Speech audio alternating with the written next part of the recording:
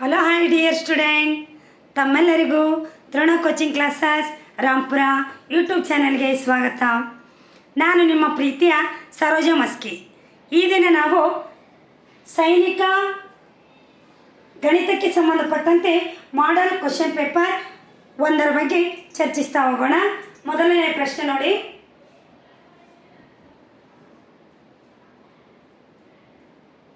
ನೋಡಿ ಮಕ್ಕಳೇ, ಇಲ್ಲೊಂದು ಸಂಕ್ಷೇಪಿಸಿ ಎಂಬುದೊಂದು ಪ್ರಶ್ನೆ ಇದೆ. 10 × 70 divided by 5 × 2 plus 6 × 7 minus 3. Okay ಮಕ್ಕಳೇ, ಇಲ್ಲಿ ನಮಗೆ ಒಂದು 2 ನಿಯಮಗಳು ಬರ್ತಾವೆ, ಬಾಡ್ಮಸ್ ಮತ್ತು ಓಡ್ಮಸ್. ಬಾಡ್ಮಸ್ ನಿಯಮದಲ್ಲಿ ನೋಡಿ, BODMAS ಇದು ಬಾಡ್ಮಸ್ ನಿಯಮ, ಇದು ಓಡ್ಮಸ್ ನಿಯಮ.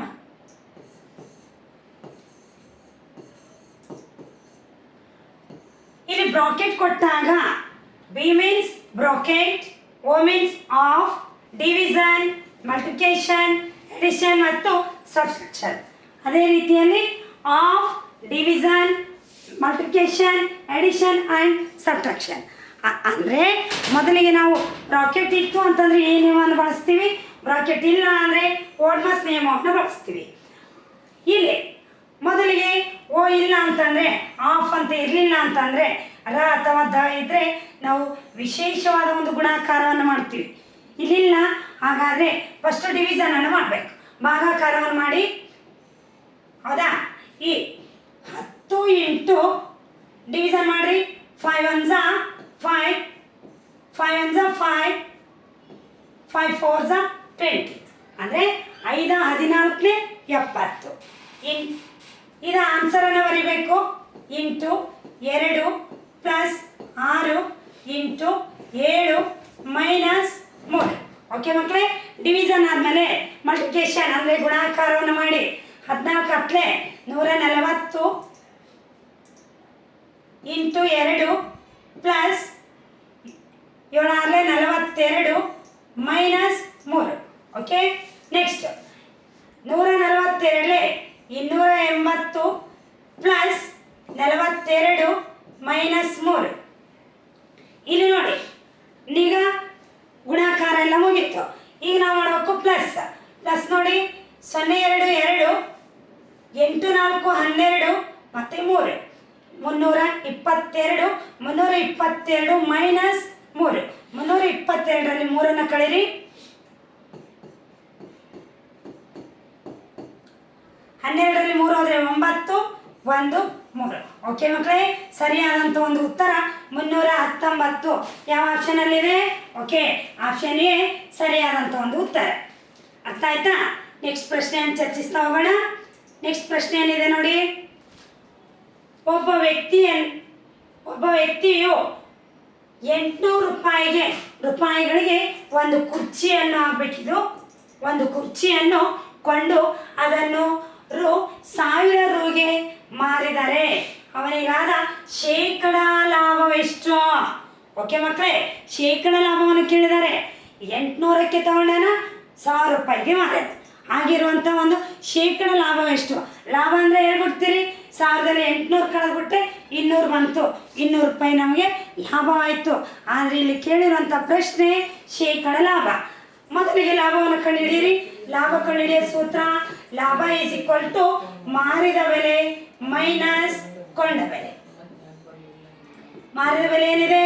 1000 ರೂಪಾಯಿ ಮೈನಸ್ ಕೊಂಡ ಬೆಲೆ 800 ರೂಪಾಯಿ. 1000 ರೂಪಾಯಿದಲ್ಲಿ 800 ಕಳೆದ್ರೆ 200 ರೂಪಾಯಿ ಲಾಭ ಆಯಿತು. ಹೌದಾ? 200 ರೂಪಾಯಿ ಲಾಭ ಆಯಿತು. ನಮಗೆ ಕೇಳಿರುವಂಥ ಪ್ರಶ್ನೆ ಶೇಕಡ ಲಾಭವನ್ನು ಕೇಳಿದ್ದಾರೆ. ಶೇಕಡ ಲಾಭವನ್ನು ಕಂಡುಹಿಡಿಯೋ ಸೂತ್ರ ಶೇಕಡ ಲಾಭ ಈಸ್ ಈಕ್ವಲ್ ಟು ಲಾಭ ಬೈ ಕೊಂಡ ಬೆಲೆ ಇಂಟು 100. ಓಕೆ, ಲಾಭ 200 ಇಂಟು 100 ಡಿವೈಡೆಡ್ ಬೈ ಕೊಂಡ ಬೆಲೆ ಎಷ್ಟಿದೆ? 800 ರೂಪಾಯಿ. 20 20 ಕ್ಯಾನ್ಸಲ್ ಆಯಿತು. 2 ಒಂದ್ಲೆ 2 ನಾಲ್ಕಲೆ 4 ಒಂದ್ಲೆ 4 25. ಓಕೆ ಮಕ್ಕಳೇ, ಇಲ್ಲಿ ನೋಡಿ 25% ಲಾಭವಾಯಿತು ನಮಗೆ. 25% ಲಾಭ ಅಂತಂದರೆ ಆಪ್ಷನ್ ಬಿ ಇಲ್ಲಿ ಸರಿಯಾದಂಥ ಒಂದು ಉತ್ತರ ಆಗುತ್ತೆ. ಓಕೆ, ಅರ್ಥ ಆಯ್ತಾ? ಮೊದಲೇ ಲಾಭವನ್ನು ಕಂಡುಹಿಡಿಯಬೇಕು, ನಂತರ ಶೇಕಡ ಲಾಭವನ್ನು ನಾವು ಕಂಡುಹಿಡಿಯಬೇಕಾಗುತ್ತೆ. ನೆಕ್ಸ್ಟ್ ಪ್ರಶ್ನೆಯನ್ನು ನೋಡಿ. Okay, Drona coaching classes Rampura, ಇಲ್ಲಿ ನವೋದಯ 2025 ಮತ್ತು 26ನೇ ಸಾಲಿನ ಒಂದು ಫಲಿತಾಂಶವನ್ನು ನೋಡಿದಾಗ ಐತಿಹಾಸಿಕ ಸಾಧನೆ ಅಂತ ಹೇಳ್ಬೋದು. ಯಾಕಂದರೆ ಇಲ್ಲಿ ವಿಜಯನಗರ ಮತ್ತು ಬಳ್ಳಾರಿ ಜಿಲ್ಲೆಗೆ ಪ್ರಥಮ ರ್ಯಾಂಕು, ಮತ್ತು ಚಿತ್ರದುರ್ಗ ಜಿಲ್ಲೆಗೆ ಪ್ರಥಮ ರ್ಯಾಂಕು, ಮತ್ತು ದಾವಣಗೆರೆ ಜಿಲ್ಲೆಗೆ ಪ್ರಥಮ ರ್ಯಾಂಕು, ತುಮಕೂರು ಜಿಲ್ಲೆಗೆ 3rd ರ್ಯಾಂಕು, ಹೌದಾ, ವಿಜಯನಗರ ಮತ್ತು ಬಳ್ಳಾರಿ ಜಿಲ್ಲೆಗೆ 6th ರ್ಯಾಂಕು. ಈ ರೀತಿಯಲ್ಲಿ ಇಲ್ಲಿ ಕಲಿತಿರುವಂಥ ಮಕ್ಕಳು ಒಂದು ಕರ್ನಾಟಕದಲ್ಲಿ ಅತಿ ಹೆಚ್ಚು ಒಂದು ಫಲಿತಾಂಶವನ್ನು ಕೊಟ್ಟಿರುವಂಥ ಒಂದು ಸಂಸ್ಥೆ ಆಗಿರುವಂಥ ಈ ಸಂಸ್ಥೆಯಲ್ಲಿ ಕಲಿತಿರುವಂಥ ಮಕ್ಕಳು ಈ ಒಂದು ತಮ್ಮ ಜಿಲ್ಲೆಯಲ್ಲಿ ಒಂದು ಪ್ರಥಮ ರ್ಯಾಂಕನ್ನು ಗಳಿಸಿರುವಂಥದ್ದು ನಮಗೆ ಹೆಮ್ಮೆ ಅನಿಸ್ತಾ ಇದೆ. ಆದ್ದರಿಂದ ಇಲ್ಲಿರುವಂಥ ಒಂದು 30 ಮಕ್ಕಳು ಅತಿ ಒಂದು ಉತ್ತಮವಾಗಿರೋಂಥ ಒಂದು ಸಾಧನೆಯನ್ನು ಗೈದಿದ್ದಾರೆ. ನಿಮ್ಮಲ್ಲಿ ಯಾರಾದರೂ ಇನ್ನೂ ಇಂಟ್ರೆಸ್ಟ್ ಇರುವಂಥ ಮಕ್ಕಳು ಈ ಒಂದು ಸಂಸ್ಥೆಗೆ ಜಾಯ್ನ್ ಆಗಿ ನಿಮ್ಮ ಒಂದು ಸಾಧನೆಯನ್ನು ಮಾಡಬೇಕು ಅಂತ ಹೇಳ್ಕೊಳ್ತಾ ನೆಕ್ಸ್ಟ್ ಪ್ರಶ್ನೆಯನ್ನು ನೋಡೋಣ.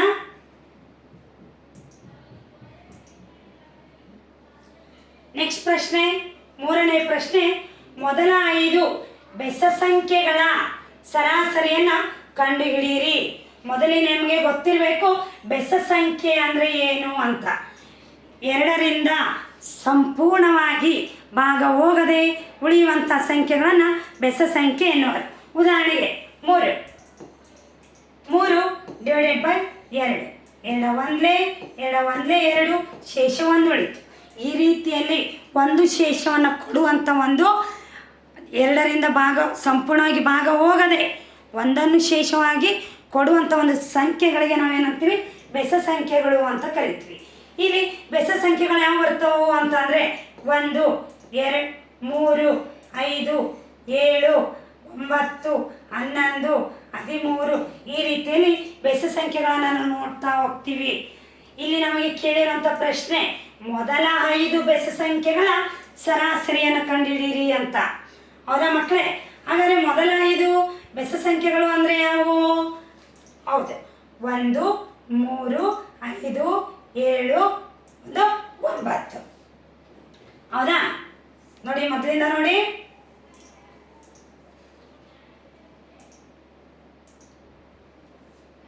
ಬೆಸ ಸಂಖ್ಯೆಗಳು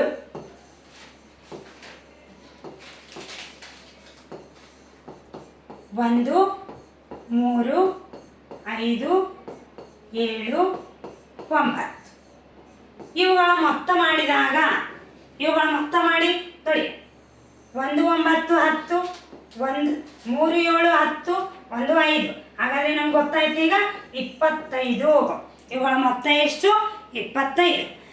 ಸರಾಸರಿಯನ್ನು ಕಂಡುಹಿಡಿಯಿರಿ ಅಂತೇಳಿ ಮೊತ್ತ ಯಾಕೆ ಮಾಡಿದ್ರು ಮಿಸ್ಸು? ಸರಾಸರಿ ಕಂಡುಹಿಡಿಯ ಕೇಳಿದಾಗ ಅಂತಂದರೆ ಸರಾಸರಿ ಕಂಡುಹಿಡಿಯೋ ಸೂತ್ರ ಏನಿದೆ? ಸರಾಸರಿ ಈಸ್ ಈಕ್ವಲ್ ಟು ಪ್ರಾಪ್ತಾಂಕಗಳ ಮೊತ್ತ ಡಿವೈಡೆಡ್ ಬೈ ಪ್ರಾಪ್ತಾಂಕಗಳ ಸಂಖ್ಯೆ. ಇದು ಒಂದು ಸರಾಸರಿ ಕಂಡುಹಿಡಿಯುವಂಥ ಒಂದು ಸೂತ್ರ.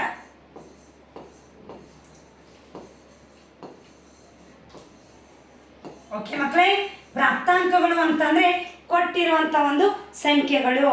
ಯಾವ ಕೊಟ್ಟಿದ್ದಾರೆ? ಮೊದಲ 5 ಬೆಸ ಸಂಖ್ಯೆಗಳು.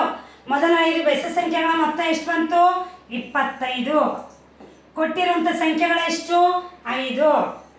5 ಒಂದ್ಲೆ 5 20, 5 5 25. ಹಾಗಾದರೆ ನಮಗೆ ಸರಾಸರಿ ಎಷ್ಟು ಬಂತು?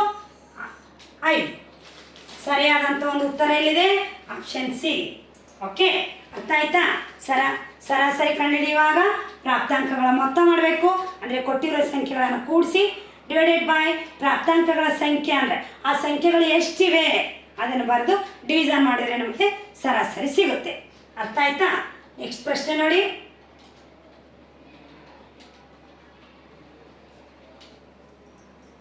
ನಾಲ್ಕನೇ ಪ್ರಶ್ನೆ, 8.5 ಮೀಟರ್ ಉದ್ದ ಮತ್ತು 4 ಮೀಟರ್ ಅಗಲವಿರುವ ಆಯತದ ಸುತ್ತಳತೆ ಕಂಡುಹಿಡಿಯಿರಿ. ಓಕೆ ಮಕ್ಕಳೇ, ಆಯತದ ಸುತ್ತಳತೆ ಕಂಡುಹಿಡಿಯೋ ಸೂತ್ರ ನಿಮಗೆಲ್ಲ ಗೊತ್ತಲ್ಲ. ಆಯತದ ಸುತ್ತಳತೆ is equal to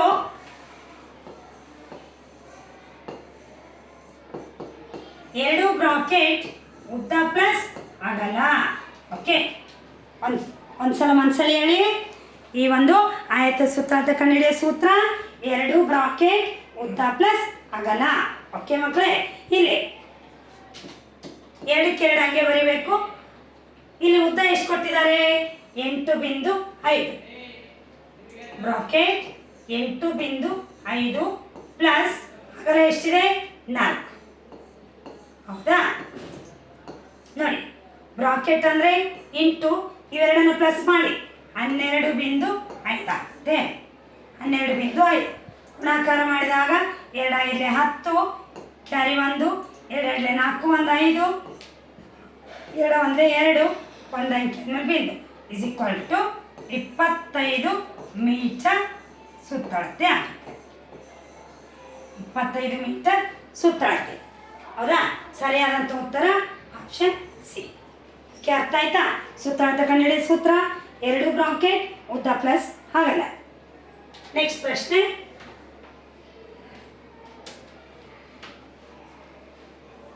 Drona online classes. ಇಲ್ಲಿ ನೋಡಿ ಮಕ್ಕಳೇ, 4 ಮತ್ತು 5ನೇ ತರಗತಿ ಮಕ್ಕಳಿಗೆ ಈ ನಮ್ಮ ಒಂದು ಸಂಸ್ಥೆಯಿಂದ ಆನ್ಲೈನ್ ಕ್ಲಾಸ್ಗಳು ಸಹ ಲಭ್ಯವಿವೆ. ಆಫ್ಲೈನ್ ಮತ್ತು ಆನ್ಲೈನ್ ಕ್ಲಾಸ್ಗಳು ಇರ್ತವೆ. ಆಫ್ಲೈನ್ ಸೇರಿಕೊಳ್ಳೋರು ಇಲ್ಲಿ ರಾಂಪುರಿಗೆ ಬಂದು ಹಾಸ್ಟೆಲ್ ವ್ಯವಸ್ಥೆ ಇರುತ್ತೆ, ಇಲ್ಲಿ ಸೇರಿಕೊಳ್ಬೋದು. ನಮಗೆ ಅನುಕೂಲ ಆಗಲ್ಲ ಅಲ್ಲಿಗೆ ಬರೋಕ್ಕೆ ಅಂತಂದರೆ ನೀವು ಏನು ಮಾಡ್ಬೋದು, ಆನ್ಲೈನ್ ಕ್ಲಾಸಸ್ಗಳನ್ನು ನಾವು ತೆಗೆದುಕೊಳ್ಬೋದು. ಅದರ ಜೊತೆಗೆ SSLC ಮಕ್ಕಳಿಗೆ ಇಲ್ಲಿ ಮ್ಯಾಥ್ಸ್ ಕ್ಲಾಸಸ್ಗಳನ್ನು ಮಾಡಲಾಗುತ್ತೆ. ಈ ಮ್ಯಾಥ್ಸ್ ಕ್ಲಾಸಸ್ಗಳು ಕೇವಲ 39 ಅಂದರೆ 999 ರೂಪಾಯಲ್ಲಿ ನಿಮ್ಮ ಇಡೀ ಒಂದು ವರ್ಷದ ಮ್ಯಾಥ್ಸ್ ಕ್ಲಾಸಿಗೆ ಸಂಬಂಧಪಟ್ಟಂತೆ ಕ್ಲಾಸಸ್ಗಳನ್ನು ಆನ್ಲೈನ್ ಮೂಲಕ ಪಡಿಬೋದು. ನೋಡಿ ಮಕ್ಕಳೇ, ಇದು ಒಂದು ಸುವರ್ಣ ಅವಕಾಶ. ಅತಿ ಹೆಚ್ಚು ಅಂಕಗಳನ್ನು ಪಡೆಯುವ ಒಂದು ಸುವರ್ಣ ಅವಕಾಶವನ್ನು ನೀವೆಲ್ಲರೂ ಸದುಪಯೋಗ ಮಾಡ್ಕೊಳ್ಬೇಕು ಅಂತಂದರೆ ಇಲ್ಲಿ ಕಾಣುವಂಥ ಒಂದು ನಂಬರ್ಗೆ ನೀವು ಫೋನ್ ಮಾಡೋದ್ರ ಮೂಲಕ ನಿಮ್ಮ ಹೆಸರನ್ನು ರಿಜಿಸ್ಟರ್ ಮಾಡಿಕೊಂಡು ಈ ಒಂದು ಆನ್ಲೈನ್ ಕ್ಲಾಸನ್ನು ಸೇರಿ ಅತಿ ಹೆಚ್ಚು ಅಂಕಗಳನ್ನು ಪಡೆದು ಇಡೀ ರಾಜ್ಯಕ್ಕೆ ಒಂದು ಪ್ರಥಮ ಸ್ಥಾನದಲ್ಲಿ ನೀವು ಇರಬೇಕು ಅಂತ ಆಶಿಸ್ತೇನೆ. ಓಕೆ, ಯಾರಿಗೆ ಆಸಕ್ತಿ ಇದೆ ಈ ನಂಬರ್ಗೆ ಕಾಲ್ ಮಾಡೋದ್ರ ಮೂಲಕ ನಿಮ್ಮ ಹೆಸರನ್ನು ನೋಂದಾಯಿಸ್ಕೊಳ್ಬೋದು. ನೆಕ್ಸ್ಟ್ ಪ್ರಶ್ನೆಯನ್ನು ನೋಡಿದಾಗ, ₹800 ಅಸಲಿಗೆ 8% ಬಡ್ಡಿ ದರದಂತೆ 3.1/2 ವರ್ಷಗಳಿಗೆ ಆಗುವ ಸರಳ ಬಡ್ಡಿ ಎಷ್ಟು? ಇದು ಒಂದು ಸರಳ ಬಡ್ಡಿಗೆ ಸಂಬಂಧಪಟ್ಟಿರುವಂಥ ಒಂದು ಪ್ರಶ್ನೆ. ಓಕೆ, ಇಲ್ಲಿ ಅಸಲು ನೋಡಿ, ಫಸ್ಟು ದತ್ತಾಂಶಗಳನ್ನು ನೋಡಿ. ದತ್ತವನ್ನು ಬರ್ಕೊಂಡು ಬಿಡಂಬ್ರಿ ನಾವು. ದತ್ತ ಅಸಲು ₹800.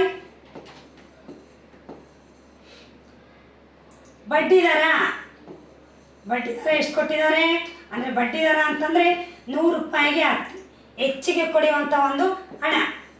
8% ಕಾಲ 3 ವರ್ಷ. 3.1/2 ಅಂದರೆ 3 ವರ್ಷ 6 ತಿಂಗಳು. ಇದನ್ನು ನಾವೇನು ಮಾಡ್ತೀವಿ, ವಿಷೋಭಿನ್ನ ರಾಶಿಯನ್ನಾಗಿ ಮಾಡ್ಕೊಂಡ್ಬಿಡ್ತೀವಿ. ಇಲ್ಲಿ ಇಂಟು ಮಾಡಬೇಕು, ಇಲ್ಲಿ ಪ್ಲಸ್ ಮಾಡಬೇಕು. 2 ಮೊದಲೇ 6 ಬಂದು 7/2. ಓಕೆ, 7/2 ವರ್ಷ. ಈಗ ಸರಳ ಬಡ್ಡಿಯನ್ನು ಕಂಡುಹಿಡಿಯೋಣ. ಸರಳ ಬಡ್ಡಿ ಸೂತ್ರ ನೋಡಿ. ಸರಳ ಬಡ್ಡಿ ಈಸ್ ಈಕ್ವಲ್ ಟು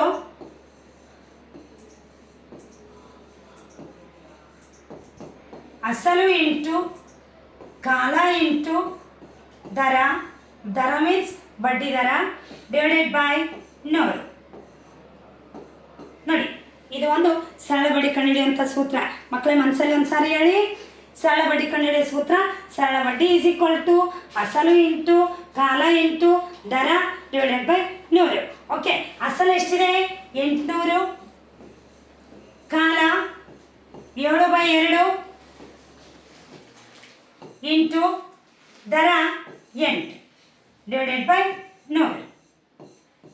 ಇಲ್ಲಿ ಇಂಟು ಇರುತ್ತೆ. 2 ಕ್ಯಾನ್ಸಲ್ ಆಯಿತು. 8 1 8 4 2 8 4. ಓಕೆ, ಇಂಟು ಮಾಡಿ. 7 8 56 56 4 4 24 ಕ್ಯಾರಿ 2 4 5 22 22. ಓಕೆ, 224 ರೂಪಾಯಿ ಆಯಿತು. ಏನಿದು? ಸರಳ ಬಡ್ಡಿ. 224 ರೂಪಾಯಿ ಸರಳ ಬಡ್ಡಿಯನ್ನು ನಾವು ಪಡಿತೀವಿ. ಹಾಗಾದರೆ ಆಪ್ಷನ್ ಸಿ ಅಲ್ಲಿ ಈ ಒಂದು 224 ರೂಪಾಯಿ. ಅರ್ಥ ಆಯ್ತಾ ಮಕ್ಕಳೇ? ಸರಳ ಬಡ್ಡಿ ಸೂತ್ರ ಒಂದು ಸಾರಿ ಮನಸ್ಸಲ್ಲಿ ಹೇಳಿ. ಸರಳ ಬಡ್ಡಿ ಈಸ್ ಈಕ್ವಲ್ ಟು ಅಸಲು ಇಂಟು ಕಾಲ ಇಂಟು ದರ ಡಿವೈಡೆಡ್ ಬೈ 100. ಈ ಸೂತ್ರವನ್ನು ಕಲಿತ್ರೆ ನೀವು ಈಸಿಯಾಗಿ ಈ ಲೆಕ್ಕವನ್ನು ಮಾಡ್ಬೋದು. ಅರ್ಥ ಆಯ್ತಾ? ನೆಕ್ಸ್ಟ್ ಪ್ರಶ್ನೆ, ಯಾವುದು ದೊಡ್ಡದು? ಇಲ್ಲಿ ಒಂದು ಲೆಕ್ಕ ಕೊಟ್ಟಿದ್ದಾರೆ. ಏದಲ್ಲಿ ಏನಿದೆ ನೋಡಿ, 25% 160. ಅಥವಾ ಇದು ದೊಡ್ಡದು ಅಥವಾ 22% 200. ನಿಮ್ಗೆ ಅನಿಸ್ಬಿಡ್ತಾ? ಫಸ್ಟ್ ಏನು ಮಾಡ್ಬಿಡ್ತೀರಿ? 25 ನೋಡ್ತಾ ಇದೇ ದೊಡ್ಡದು ಅನ್ಕೊಂತೀವಿ. ಹೌದಾ? ಇಲ್ಲ, ಇಲ್ಲಿ 200 ಐತಿ, ಇದೇ ದೊಡ್ಡದು ಅನ್ಕೊಂತೀವಿ. ಇಲ್ಲ, ಇದನ್ನು ನಾವೇನು ಮಾಡ್ಬೇಕಾಗುತ್ತಾ? ಬಿಡಿಸ್ಬೇಕಾಗುತ್ತಾ? ಮೊದಲನೇದು ಎ ಲೆಕ್ಕವನ್ನು ಬಿಡಿಸ್ತಾ ಹೋಗಮ್ಮ. 25% ಅಂದರೆ ಡಿವೈಡೆಡ್ ಬೈ 100. ರ ಮೀನ್ಸ್ ಇಂಟು 60. ಓಕೆ ಮಕ್ಕಳೇ, ಬರ್ಕೊಳ್ಳೋ ರೀತಿ ಗೊತ್ತಾಯ್ತಾ? 25 divided by 100 into 160. Okay, 1 0 cancel. 5 5 5 2 2 1 2 8 is equal to 40. ಇದು 40 ಬಂತು. ಹಾಗಾದ್ರೆ ಇದು ಎಷ್ಟು ಬರುತ್ತೆ ನೋಡಿ? 22% ಅಂದರೆ ಡಿವೈಡೆಡ್ ಬೈ 100. ರ ಮೀನ್ಸ್ ಇಂಟು 200.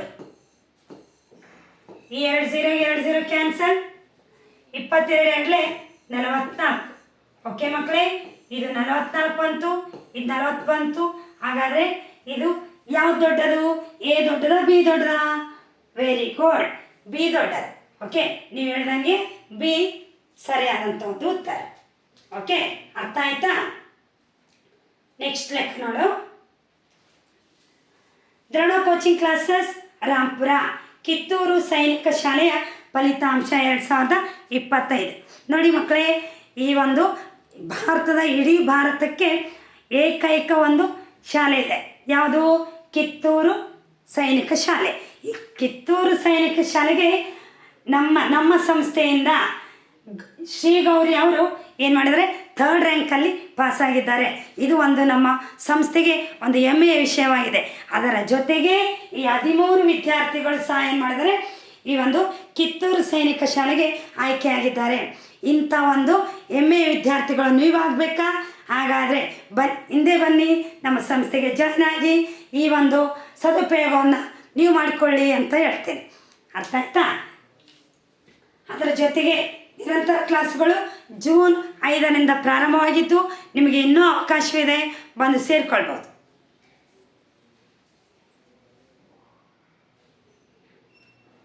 ನೆಕ್ಸ್ಟ್ ಪ್ರಶ್ನೆ, ಒಂದು ಆಟೋ ರಿಕ್ಷಾವು 45 ಕಿಲೋಮೀಟರ್ ಪರ್ ಗಂಟೆ ವೇಗದಲ್ಲಿ ಅದು 4 ಗಂಟೆ 30 ನಿಮಿಷಗಳ ಕಾಲ ಚಲಿಸುತ್ತದೆ. ಹಾಗಾದರೆ ಅದು ಚಲಿಸಿದ ದೂರವೆಷ್ಟು? ದೂರ ಕಾಲವೇಗ ಪಾಠ ಗೊತ್ತಲ್ಲ, ದೂರವೆಷ್ಟು? ದೂರ ಕಂಡುಹಿಡಿಯುವ ಸೂತ್ರ ದೂರ ಈಸ್ ಈಕ್ವಲ್ ಟು ವೇಗ ಇಂಟು ಕಾಲ. ವೇಗ ಇಂಟು ಕಾಲ. ಓಕೆ, ವೇಗ ಎಷ್ಟಿದೆ? 45 ಕಿಲೋಮೀಟರ್ ಪರ್ ಗಂಟೆ ಇಂಟು ಕಾಲ ಎಷ್ಟಿದೆ? 4 ಗಂಟೆ ಅಂದರೆ 4×30/60.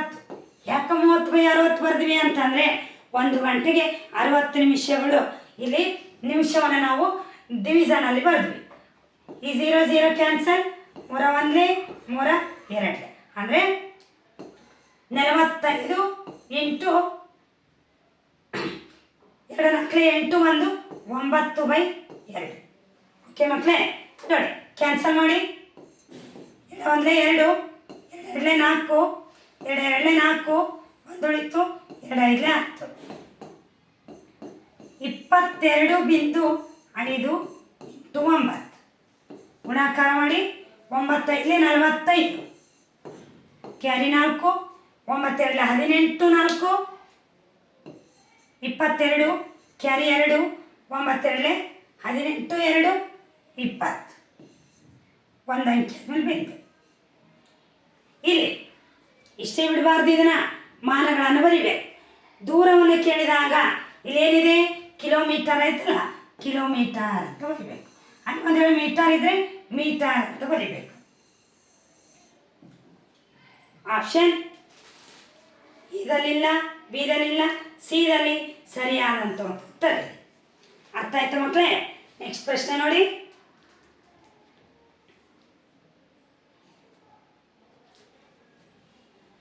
ಒಂದೂರ 71 ಮತ್ತು 251 ಶೇಷ 3 ಮತ್ತು 6 ಉಳಿಯುವಂತೆ ಭಾಗಿಸುವ ಅತಿ ದೊಡ್ಡ ಸಂಖ್ಯೆ ಯಾವುದು? ಅತಿ ದೊಡ್ಡ ಸಂಖ್ಯೆ ಮೀನ್ಸ್ ಮಸಾಹ. ದೊಡ್ಡ ಸಂಖ್ಯೆ ಅಂದರೆ ಮಸಾವನ್ನು ಕಂಡುಹಿಡಿಬೇಕು, ಚಿಕ್ಕ ಸಂಖ್ಯೆ ಅಂದರೆ ಲಸವನ್ನು ಕಂಡುಹಿಡಿಬೇಕು. ಕೊಟ್ಟಿರೋ ದತ್ತ ಸಂಖ್ಯೆಗಳು ನೋಡಿ, 171 251. ಮಸ ಕಂಡುಹಿಡಿಬೇಕು ಅಂತಂದರೆ ಮೊದಲಿಗೆ ಶೇಷವನ್ನು ನಾವು ಕಳಿಬೇಕು. ಇದರಲ್ಲಿ 3 ಕಳೀರಿ, ಇದರಲ್ಲಿ 6 ಕಳೀರಿ. 11ರಲ್ಲಿ 3 ಹೋದರೆ 8 6 1. ಓಕೆ, 11ರಲ್ಲಿ 6 ಹೋದರೆ 5 4 2. ಓಕೆ, ಈಗ 168 245 ಇವುಗಳನ್ನು ಭಾಗಿಸ್ತಾ ಹೋಗೋಣ.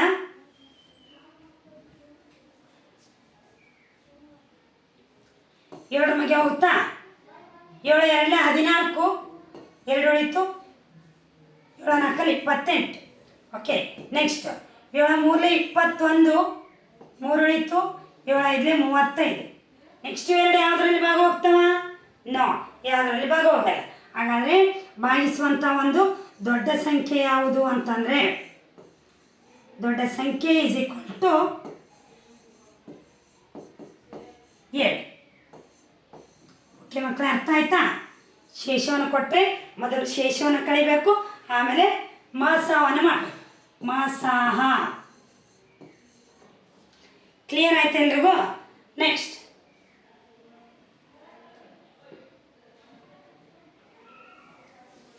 ಓಕೆ ಮಕ್ಕಳೇ, ಇದು ಸೈನಿಕ ಪರೀಕ್ಷೆಗೆ ಸಂಬಂಧಪಟ್ಟಂತೆ ಮಾಡಲ್ ಕ್ವಶನ್ ಪೇಪರ್. ಇದೇ ರೀತಿಯಲ್ಲಿ ಹೆಚ್ಚಿನ ಒಂದು ವಿಡಿಯೋಗಳನ್ನು ನಿಮಗೆ ಬೇಕಿತ್ತು ಅಂತಂದರೆ Drona coaching classes Rampura YouTube ಚಾನಲನ್ನು ನೀವು ಸಬ್ಸ್ಕ್ರೈಬ್ ಮಾಡೋದ್ರ ಮೂಲಕ ಪ್ರತಿದಿನವೂ ನಿಮಗೆ ಉಪಯುಕ್ತವಾಗಿರುವಂಥ ಒಂದು ವಿಡಿಯೋಗಳು ನಿಮಗೆ ಇಲ್ಲಿ ಸಿಗ್ತವೆ. ಅವುಗಳನ್ನು ವೀಕ್ಷಿಸ್ರಿ. ಮುಂದೆ ಬರುವಂಥ ಒಂದು ಸೈನಿಕ ಪರೀಕ್ಷೆಗೆ ಅತ್ಯುತ್ತಮ ಅಂಕಗಳನ್ನು ಪಡೀರಿ ಅಂತ ಹೇಳ್ತಾ ಇಲ್ಲಿಗೆ ಒಂದು ವಿಡಿಯೋವನ್ನು ಮುಗಿಸ್ತಾ ಇದ್ದೇನೆ. ಧನ್ಯವಾದ.